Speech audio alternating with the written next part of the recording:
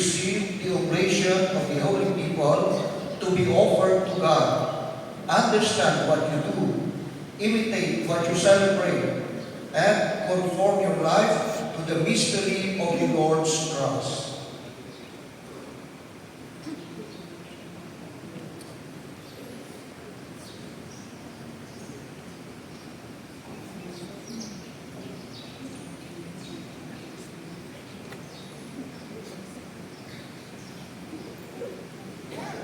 Peace be with you. And with your spirit.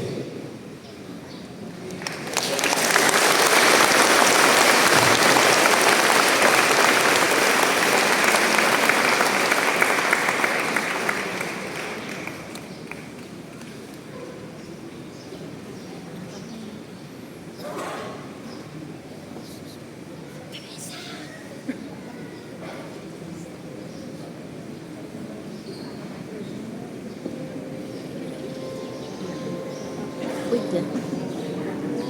Be considerate naman, tapos yan na lang anak Ay, sorry. namin sa likod ha.